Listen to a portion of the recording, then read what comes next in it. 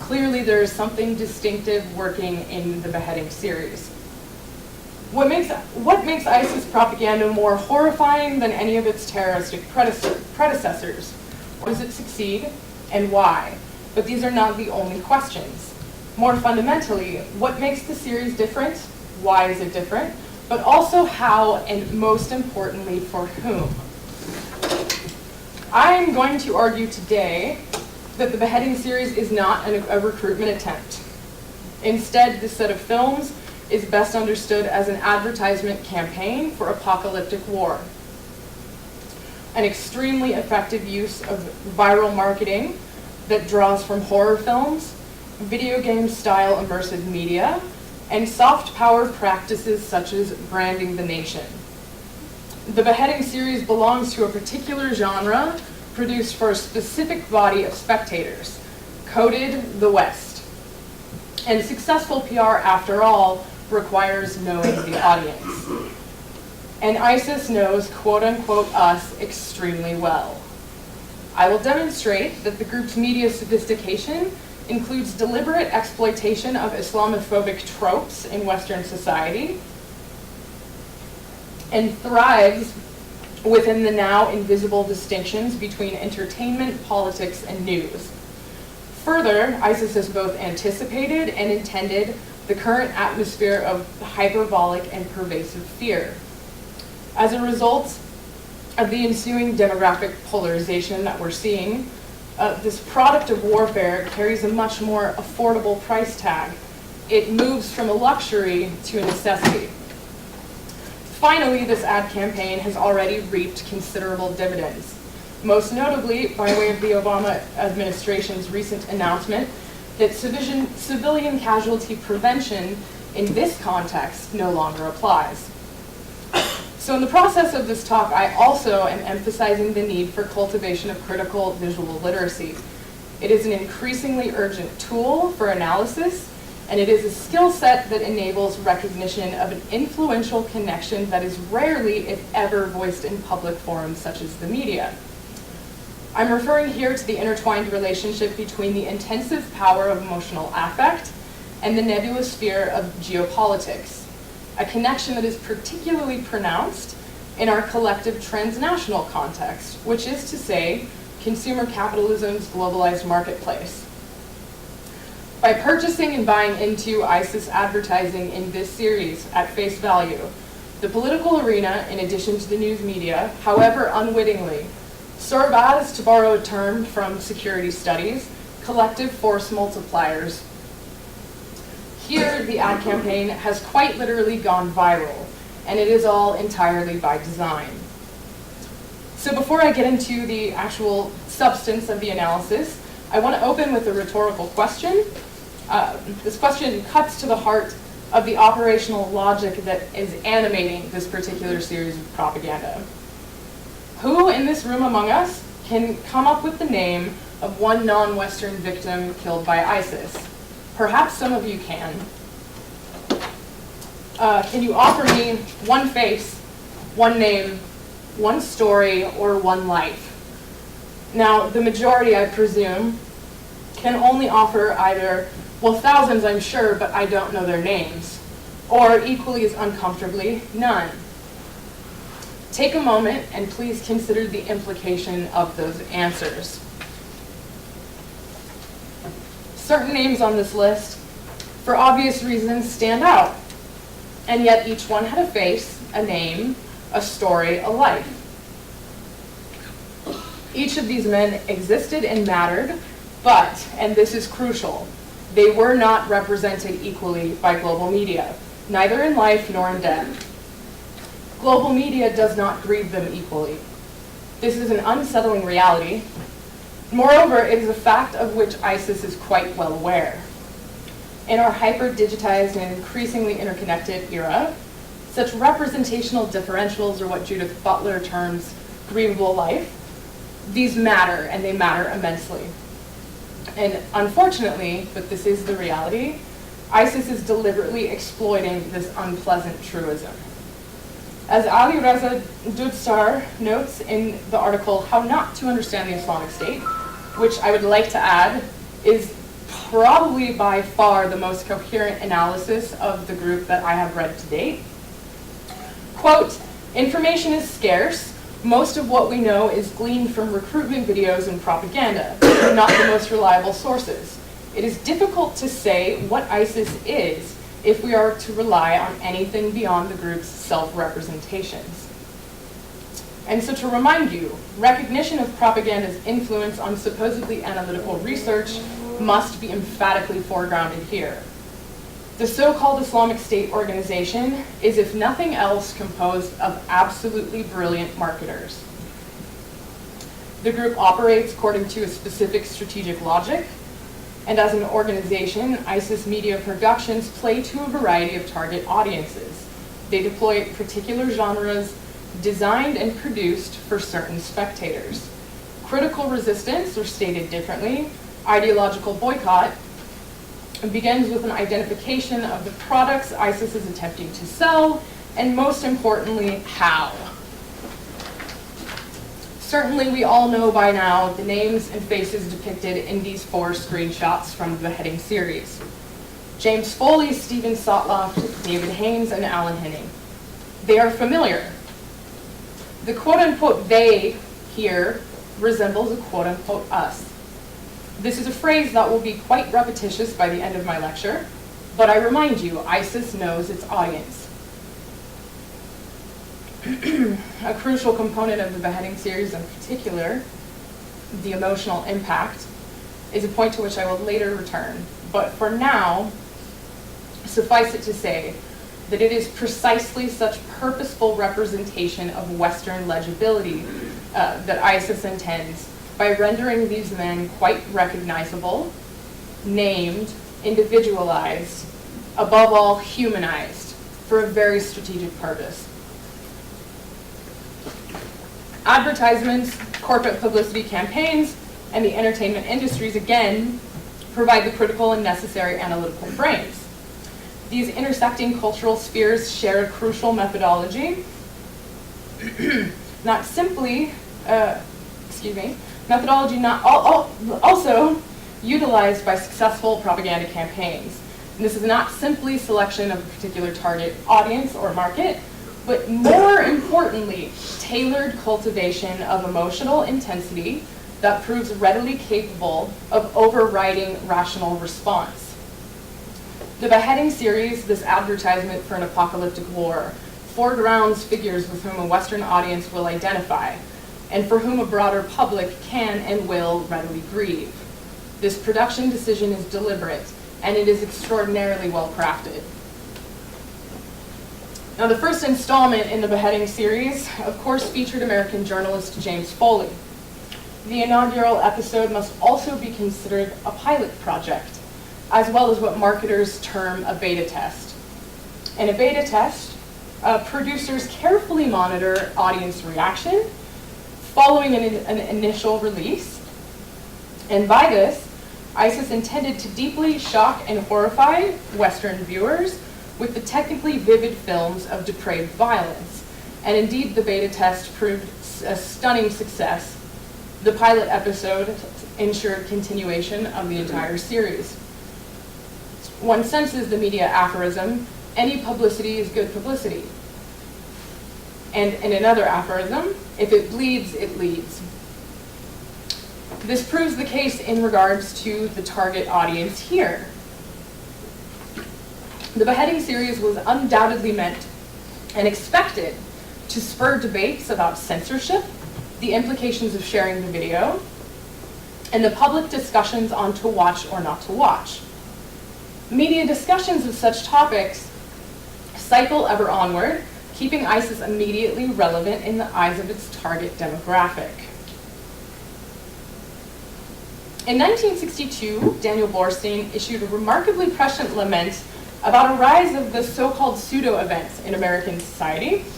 The historian was particularly disturbed by an erasure of genre distinctions between entertainment and politics. Borstein's observations remain particularly relevant today, especially so with respect to media cycles in the wake of 24/7 news outlets. Political campaigns, for example, for the US midterm elections have capitalized on ISIS, as you see here, as a prototypical trope of the imminent civilizational threat that necessitates a strong leader behind whom we can all feel secure. Such candidates include, among many others, Alan Way, Mitch McConnell, and David Perdue. The cycle continues on and on. Politics made news, out of which the political is crafted, again and again, and thus reborn again as quote-unquote news. Now, it is not a stretch to suggest that ISIS foresaw these possibilities, especially given the impact of previous al-Qaeda video messages prior to American elections. Further, as so many other techniques utilized by the organization's propaganda, there is an expectation of self-replicating buzz here, and it is so by design. It also reflects the fundamental PR maxim, quoted here from an industry tip guide for viral advertisers: you must always learn from what works, use a proven formula, nonetheless innovate. Here, we witness another illusion of news, politics, entertainment. Of course, the ISIS Halloween costume. And should I repeat, the so-called Islamic State knows its horror-loving audience extremely well. Next, of course, a provocative costume created and marketed as entertainment itself becomes the news. These images attest once more to the strategic efficacy of the beheading series in ISIS marketing. In the words of one industry expert, again in another tip list for producing viral marketing campaigns, ensure an effortless transfer to others, make use of existing communication networks, and take advantage of others' resources to spread your material. Furthermore, there's something I want to point out about the particular Halloween costumes depicted. The anti-Muslim stereotypes that are so clearly evident in these costumes that I'm sure I don't even need to point out to you, demonstrate an additional tactic deployed by the so-called Islamic State. Images, acts, and media that cater to bigotry, deftly exploiting Islamophobia. Western Muslims in particular are thus forced by ISIS into an impossible corner. In the hysterical political climate in which war thrives, the level of ISIS brutality demands denunciation. But even this is a trap. Those Muslims who cave, albeit with the best of intentions, to campaigns such as Not in My Name, also inadvertently react as ISIS intends. Hysterical demands for all of these supposedly invisible moderate Muslims that are yet everywhere enacts a pervasive kind of an erasure. It forecloses the possibility of critique in terms of militarized solutions if those critiques are issued from the mouths of Muslims. And this is, moreover, the very group to whom ISIS poses the greatest threat. And so again, a vicious cycle of exaggerated threat, silenced dissent, and cultural polarization continues in one more infernal loop. Okay, well, by this point, I needed some humor because it's fairly dark material. Such polarization obviously works, and truly I can think of no better proof. Beyond the comedic value of the absolute absurdity that at least I see here, one must recognize the extremes of such polarization, and that they are enacted through emotional manipulation across a variety of communicative channels. ISIS knows how to exploit the worst impulses in American culture. By extension, such marketing also manipulates a Western public to undercut civilizational self-image of quote-unquote moral superiority. When the statement, "don't bring a knife to a gunfight," is no metaphor but literal, after all, engagement in an apocalyptic conflict becomes ever more thinkable. Now, at its most extreme, entertainment / news / politics intersects with polarized identities in cases such as this one. This is a flyer that was created to advertise a Tel Aviv gay club's themed night, produced by party promoters called Drek, is the name, for a club night themed Drekistan. Us versus them in this image becomes so extreme that it forms a mirror, and it is all too disturbing to actually contemplate. There has been criticism of this flyer, but criticism has only been raised in response to the potential offense of victims' families.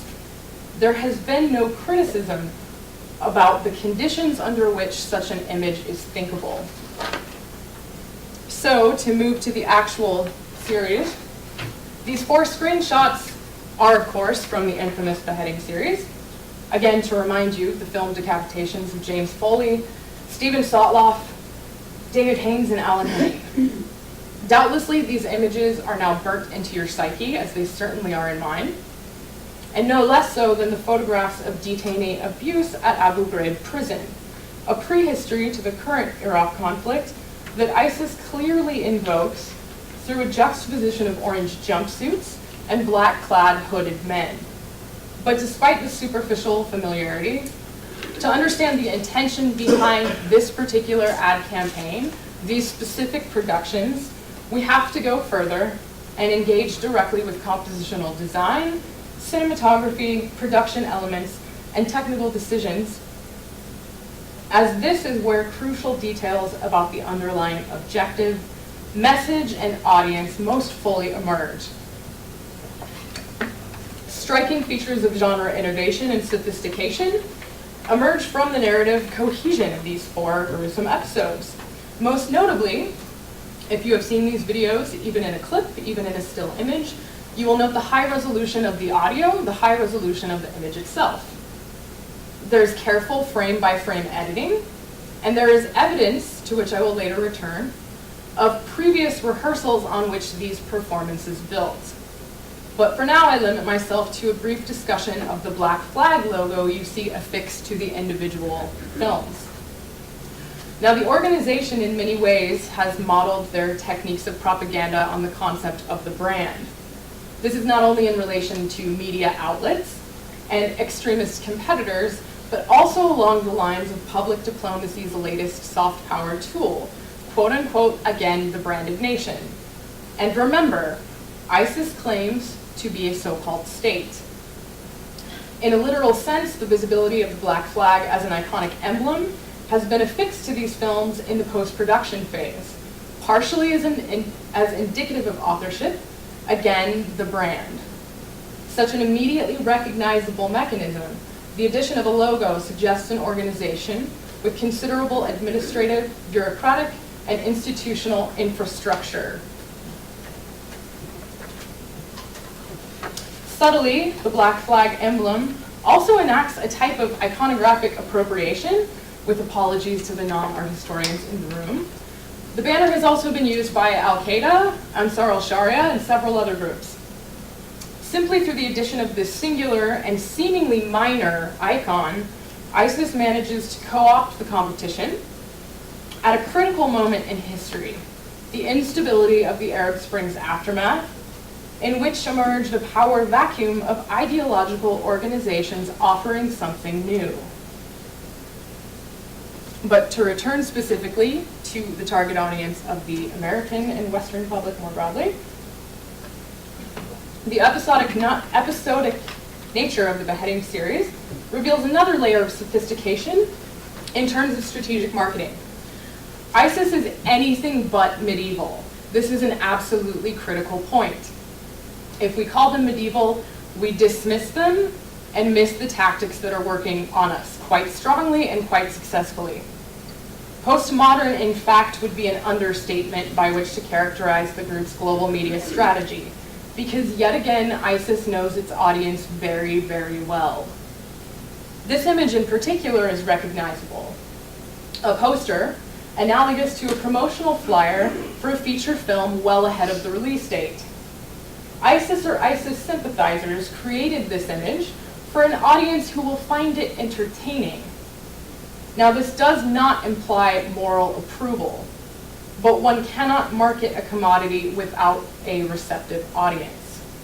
Aesthetic appeal here, of course, draws on the horror film genre, and critically also this notion of immersive media, such as video games in which the audience is deliberately involved.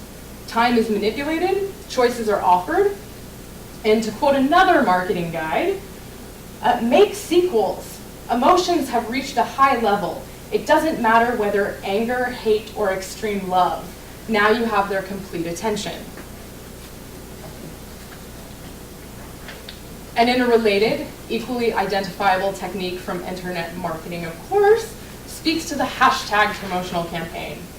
After the beheading series' pilot episode of Jim Foley, sympathizers flooded the internet with calls such as this, hashtag Stephen's head in Obama's hands.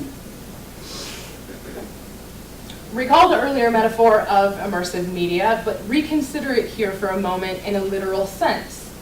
The producers of these films and these images involve a group of spectators quite actively. We are told this does not have to happen. ISIS suggests you can save this innocent man's life. And what a powerful appeal it is. So you want to change the outcome. You want to so badly change the outcome that you almost come to believe that you can.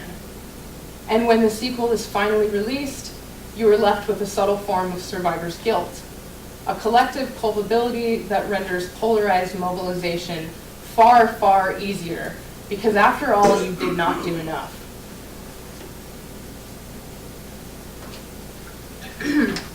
Related to this notion of participatory media, corporate models, and dispersal of blame,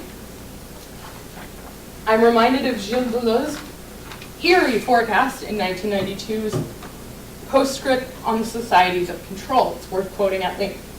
Deleuze writes, quote, "There is no longer a capitalism for production, but for the product, which is to say, for being sold or marketed. Thus, it is essentially dispersive, and the factory has given way to the corporation. The family, the school, the army, the factory are no longer the distinct analogical spaces that converge towards an owner. Corruption thereby gains a new power. The operation of markets is now the instrument of social control and forms the impudent breed of our masters." End quote. As ISIS uses the strategies of corporate PR, what we are seeing here are corporations that in turn pay to promote tweets and thus use ISIS themselves as PR. This is not a strategic analysis firm. It is a software company. And yet another vicious spiral in the cycle continues. So, without a buyer, yet again I remind you, the product will not sell. Supply, demand. What a profoundly disturbing concept to consider when faced with such unutterable horror. It is a screenplay of the most grotesque kind, and clearly it is done by strategic design. The Manichaean polarization built into the heart of ISIS propaganda divides even across the ideological spectrum. Now, on the upper right-hand side of the screen, you see a meme that is spreading throughout the internet, and it is a remix of the brand, the black flag, that is built on this notion of the battle flag, Araya, but that is an entirely different topic. And the designer has interrupted the Arabic phrase, "There is no God but God," the Muslim testimony of faith, with repetitions of suggestive acronyms, CIA. On one hand, such imagery reveals a widespread credibility problem that the United States government faces with respect to previous covert operations in the Middle East, and marriages of convenience with extremist groups such as the inchoate Al-Qaeda or the Taliban. The list goes on. But on the lower left, I include a screenshot of a website that specializes in conspiracy theories. You might have picked that up from the title No Disinfo, rendering it pretty obvious. Certainly the article is completely absurd, but simultaneously it still indicates much more. It illustrates a profound dislocation enacted by the beheading series, where production blends genres into a surreal mix of realism that is not yet quite real. Of course, the conclusions of this crowd are quite readily debunked, but the sheer volume of adherence to a similar position, including an Al Jazeera article that claimed these executions were faked and was later removed, raises an important point. My own initial response to the film, which I will return to at the end of today's talk, returns. I could not let go of the question, why? It does not feel real. It's not real. It can't be real. It still isn't quite real. What makes this time different? I have to preface the following statement by emphasizing that staging in no way implies or suggests a hoax. Rather, the notion of staging, rehearsal, and performance reveals crucial editorial decisions that animate the purpose and intended message of the beheading series. These films, again, in terms of audio quality and visual resolution, are technically quite sophisticated. The images are simply too clean. This also extends to the behavior, the physiological responses, and the uncannily calm statements given and performed by Jim, Stephen, Alan, and David. Forensic analysts at a company that requested anonymity reviewed these films on numerous occasions and concluded that although executions undoubtedly took place, it was not done on camera. The beheadings themselves are staged. Decapitation, to be quite frank, is an extremely bloody, gruesome process. It is not easy. It is not the seamless act that appears in these films. Unfortunately, as a specialist in political aesthetics and propaganda, I have viewed far too many films of this genre, and as such, the degree of obvious editing strikes me as particularly stark. Again, something is off here. What is it, and most importantly, why? To get to the heart of this question, we have to review previous propaganda films that also depicted beheadings, executions by decapitation. Stated bluntly, again, this is nothing new. It existed throughout the early 2000s in Saudi Arabia, in Pakistan, and also in Iraq. Even Al-Qaeda at one point in time used the genre until Osama bin Laden, strikingly, quite tellingly, deemed these methods to be literally bad publicity.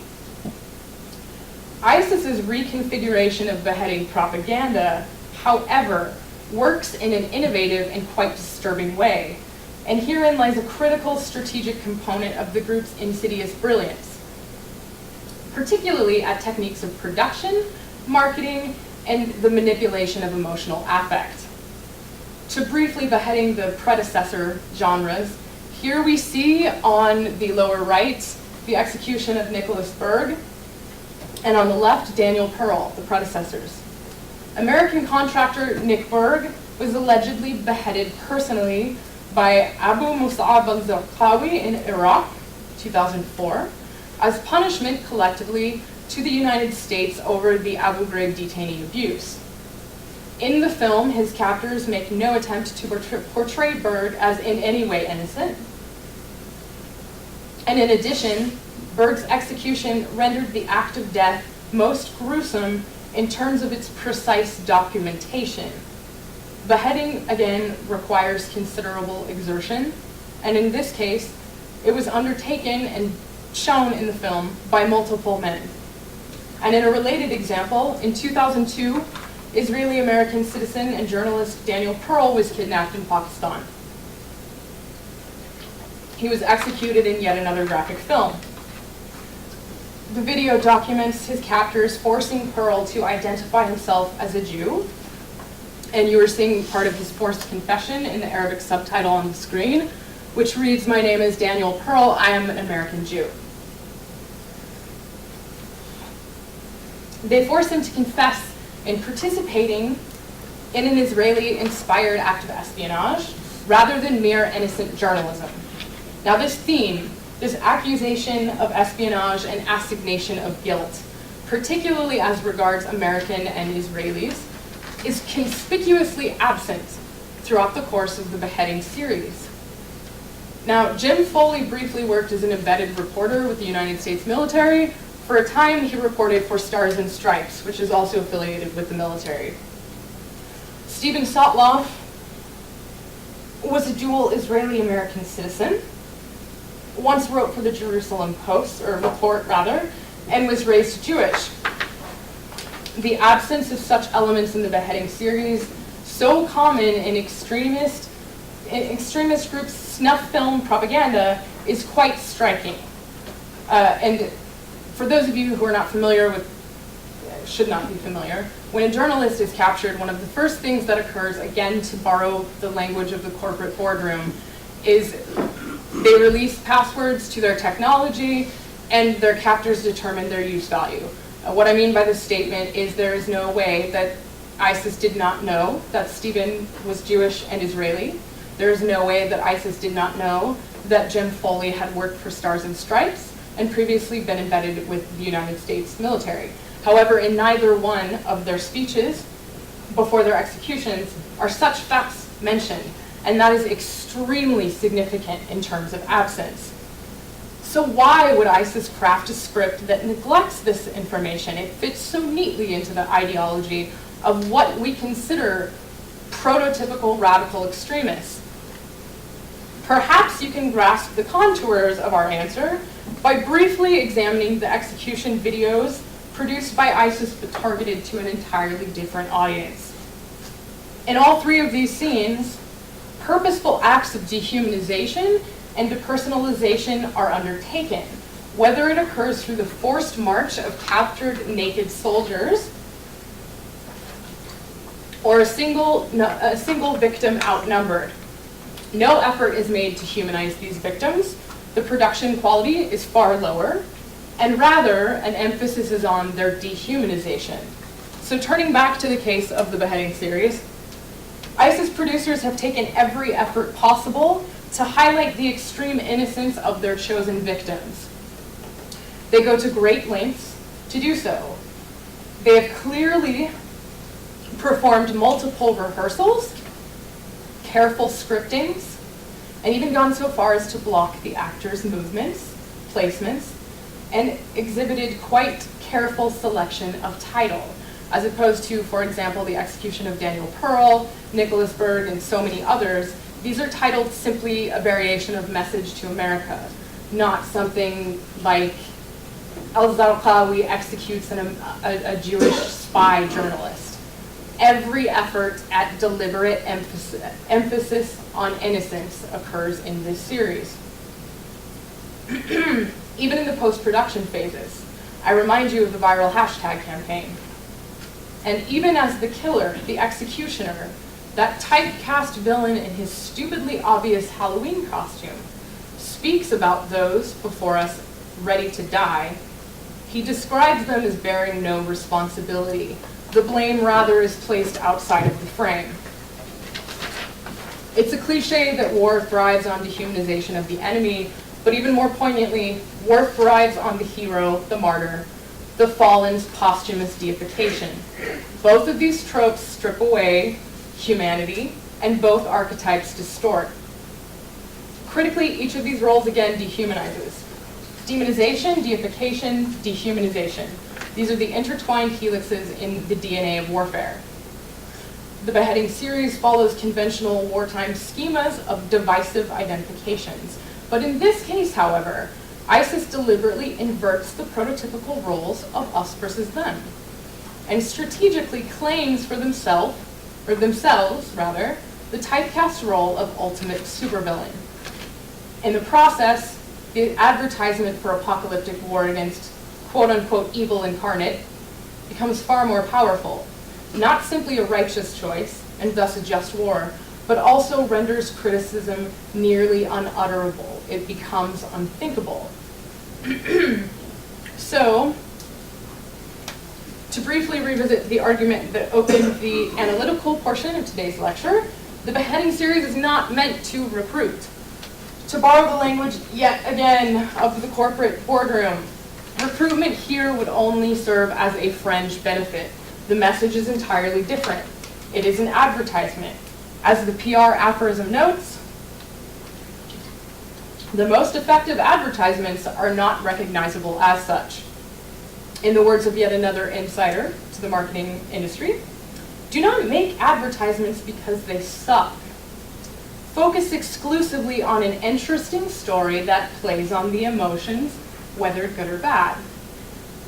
Further proof of ISIS's insidious brilliance appears in the following commentary, which shocked me speechless, pretty difficult to do, that was offered by a security analyst attempting to characterize this series as recruitment-oriented. The advertisement has escaped her attention, and this is her job. She writes, "Of course, while anyone with a sliver of morality and a functioning stomach couldn't possibly register any appeal, a dangerous community with a dark view of the world will interpret this video in a celebratory and empowering manner." The advertisement, I ask you to remember, revulsion and attraction are two sides of an extreme emotional coin. The advertisement's narrative impact has succeeded even in the eyes of this security specialist. So, to close this component with the slide you see before you and carry amoral dialectics just a bit further, consider these two images. What you see on the top was taken from Twitter. It is the account belonging to an ISIS sympathizer. He or she, I presume it is a he, I could be wrong, admittedly. He's selected Jim's execution for his profile photo as well as the cover emblem. Now, immediately below, we have a Facebook page for an Italian public figure and newspaper magnate. With the same selection of imagery, his newspaper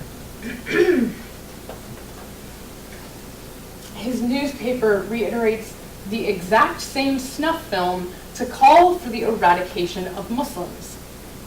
Here in digital media's quite vividly illustrative form is Nietzsche's conception of the abyss that is always unblinkingly staring back. And such resemblance, I know, is profoundly unsettling. But it cannot foreclose critical thought. It cannot foreclose analytical engagement. And so in sum, I would remind you not to purchase this advertisement. I would call instead for an ideological boycott. And I would remind you we must boycott not only jingoistic patriotism and religious extremism, but also consider our potential purchases quite carefully in advance. After all, apocalyptic war is a product that comes with no receipt, no return, no exchanges, but instead only an eternal warranty. That concludes the actual analytical component of today's talk. Pause, segue, problem. Thank you for your patience. Okay, so now I feel obligated to basically divulge my personal implication in terms of praxis, research, and ethics in the analysis that you saw front-loaded in the lecture. Now, I really hate standpoint epistemology as a justification for research. I tend to veer away from it wherever possible. But for the purposes of today, autobiographical disclosure is unfortunately obligatory. Personalized grief and emotional proximity catalyzed the process of this research, as well as functioning as a critical, albeit excruciating, component of the early methodology. For reasons that will become quite apparent to you in just a moment, today's remarks derive not simply from my professional area of expertise, but also from an uncomfortably personal connection. Now, of course, the spheres of personal experience, political convictions, and academic work are never quite so separate as one might like to believe, imagine, or even pretend. But on rare occasions, however, these closely related arenas intersect more fully, one might even say violently. This lecture, in fact, was prompted by precisely such a brutal collision that provoked painful, if useful, self-examination at levels both personal and cultural. I had not seen Stephen Sotloff in person for 6 months when he left on that last trip. Face to face, I had not seen him in a year and a half when the video of his death surfaced. We spoke often, however, random messages through emails, through texts, through phone calls. He had repeatedly invited me on that last trip. Obviously, I am standing before you today. I chose not to go. Perhaps it goes without saying, but nonetheless, this is a decision with which I continue to struggle. The last time that I heard Stephen's voice, he had called me to say goodbye, and of course, in keeping with his personality, to make fun of me for deciding to remain in the States.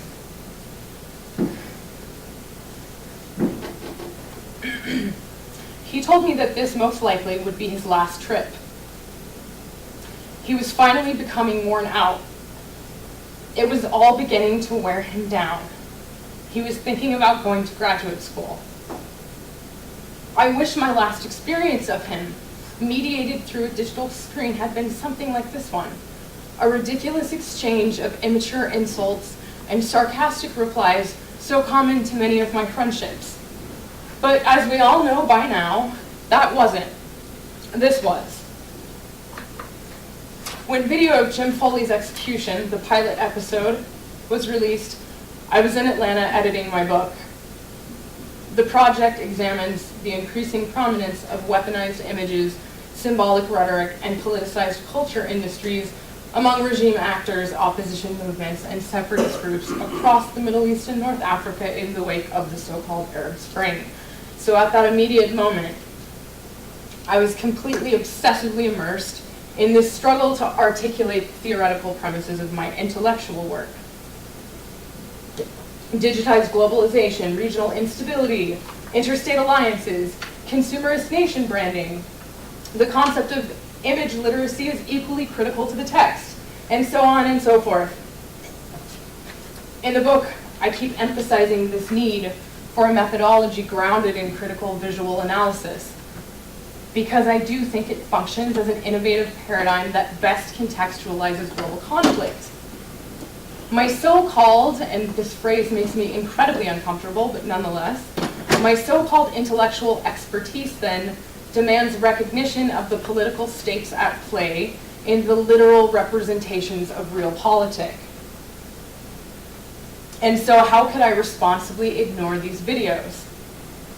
At the same time, how could I possibly ethically engage ISIS propaganda and yet resist the emotional skew enacted by intensively personalized grief? Now, I encountered Jim's execution on my Facebook page newsfeed. Technically, I'm a millennial, so blame it on my generation's technology addiction, our Pavlovian response. Blame it on my own pervasive ADHD. I'm not quite sure that any excuse or any explanation is either possible or worthwhile. In a state that I can only approximate with the phrase extreme cognitive dissonance, my mind went blank, muscle memory kicked in, and I clicked that link. And as I sat frozen in place before the computer screen, what went through my mind is not something that I can or will share. The precise details do not matter much. To revisit them here would not only be solipsistic in the extreme, but particularly if I had disclosed this story earlier in today's lecture, most likely I would have been rendered emotionally unable to complete these remarks. And worse for me, this would foreclose the possibility of what I want to achieve by coming here today. That out of all of this senseless insanity, perhaps there is some useful and hopeful non-militarized intervention. I did not process what I saw that day as an event. It was spectacle and it was all too surreal. It seemed a sick joke, a twisted prank that I couldn't make sense of, and yet I love black humor. I kept waiting for the punchline and it never came. Only when Stephen's face appeared on the screen did the possibility of quote-unquote real somewhat emerge in my mind. And it shocked me out of this shocked paralysis. What matters most in relation to my own exposure, however, both begins and ends here. The beheading series and its pilot episode disturbed me at a far deeper level than any of the numerous other graphic atrocities that I have so unwillingly witnessed. And in the hours, the days, the weeks, the months that have followed, I have not been able to release the question why. It did not feel real. It's not real. It still doesn't feel real. And so I began to ask myself this really agonizing series of questions that are nonetheless necessary in terms of an ethical framework to approaching this kind of propaganda, particularly when it is personal. I began to ask myself, were these different because of the personal connections, friendships? Was it unconscious, latent racism? Am I processing these deaths as somehow more painful, more relatable, out of an unacknowledged bias that even I don't recognize plagues me? Could it be an embedded jingoistic nationalism, socialized early, emerging in impact in a strange and unsettling way now? Maybe it was respect for the courage of my fellow journalists. Maybe it was vicarious pride in the desire to tell stories that so often go untold, if not deliberately erased. But again, why? Why was this time different? And this grotesque convergence of personal loss with professional expertise is, of course, its own form of terroristic trauma. All of the above questions and many, many more continue to haunt me, but none of them in the end explain fully why. As time passes, I become increasingly convinced that not only is there something distinctively disturbing about this series of propaganda films, but moreover, why and how they operate. Such conclusions that you received in the foregrounding of this lecture required this excruciating process of self-examination and punishing question after punishing question. I did not want to give this talk today. I didn't want to write it. But I have because there is a purpose.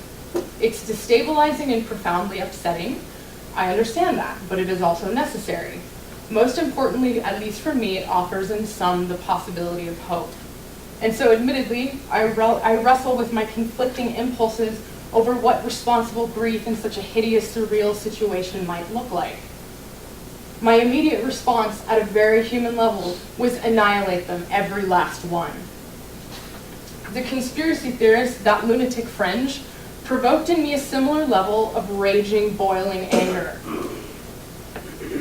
But I want to, even if briefly, turn that conspiracy on its head and honor Stephen's twisted, sick sense of humor. It makes me want to email him and ask, so where are you hiding? Don't tell me that you went back to Cairo, you hate that place. Such a crappy joke, I expected so much more. But of course we all know that there will be no response. And yet somehow, some way, however, I needed to move beyond the visceral immediacy of emotion, seeking some sort of logical, ethical response. And in addition, this material is, after all, also my job. A recurrent obsessive question prompted the analysis that resulted in today's lecture. How can one grieve a personal loss without allowing its singular, visceral, immediate emotional impact to enact a harmful erasure of other lives, of broader geopolitics, and of historical context, and also of possible ways forward out of this mess? Stated differently, how do I avoid falling into the trap of propaganda's design, a predetermined mode of reactionary response? Now, in all of this, one of the only voices I have heard speaking in the media that is capable of rational response happens to be one of those most immediately impacted by the beheading series. In case you are not familiar, this is Stephen Sotloff's mother, Shirley. And she, of all people, amidst this media hyperbole and politicized inflammation of fear by many, many angles, has not been adequately recognized. Of all of those who have dealt with the atrocities of the so-called Islamic State here in quote-unquote the West, Shirley Sotloff has absolutely refused to play the role scripted for her by ISIS. In this direct appeal to Abu Bakr al-Baghdadi, Shirley Sotloff offers an extremely moving plea for her son's life to be spared. Now, I cared for Stephen, yes, he was my friend. But there is no way that I could ever come close to imagining the depth of her pain as his mother. No one in this room can. Perhaps more than anything else surrounding Stephen's appearance in those films, Shirley Sotloff's video appeal brought me to my knees. Since Stephen's capture, she says, I've learned a lot about Islam. I've learned that Islam teaches that no individual should be held responsible for the sins of others. More than anyone else, Stephen's mother refuses this polarization. Of course, it is a strategic decision, but nonetheless, it demonstrates incredible courage and profound strength. It is a disavowal of the Manichaean apocalyptic war act. Shirley Sotloff asks al-Baghdadi to follow the example of the Prophet Muhammad and to grant her son rahmah, mercy. Immersed in the most traumatic moments of emotional devastation that even our worst nightmares could never hope to approximate, Stephen's mother boycotts the advertisement and we should all follow her lead. And so in a fitting and equally destabilizing conclusion, I close with an additional personal anecdote. My analysis of ISIS propaganda and its strategic efficacy is both driven and bookended by two men, two journalists, two friends, two three-dimensional, flawed human beings. Stephen is no longer with us. The other remains, along with my considerable worries for him, in the middle of a brutal and active conflict zone. Perhaps more than anyone else in my life at this moment, his conversations provide emotional catharsis, but also the hope of a productive analysis and compassionate understanding. Such is the nature, after all, of a friendship. So I close with the following words excerpted from a letter I wrote him a week or so ago. I will omit his name, because here it is only his presence and my gratitude for it that matters. And so, my dear friend, what are we to do with all of this? Can we do anything? We have to, right? I'm trapped in this teleology of rage that's a war all of its own, but I'm still viscerally present within this war that we share as well. To find the strength to retain logic and think before reaction, to recognize the intensity, the efficacy of emotional power. Do not repress it, but face it.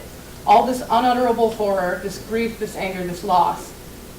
At least I can still feel it. So tell me, does that mean that I am still human? Are you? But even if, and this is after all the critical question, is that enough? Could it ever be enough? And so I wish for you this: hang in, hang on. And I will say to you a taboo phrase here that only you in this moment can understand. Keep your head. Guard the emotional capacity perpetually at war with your intellect. And I am begging you, try to stay alive in any and all ways. Because this, my dearest friend, is what differentiates you from the mechanical automaton, the thoughtless reactionary, that eager captive audience to which ISIS successfully markets an endless war. And no, I know that none of this will make any of it easier, but it is all that I have to give.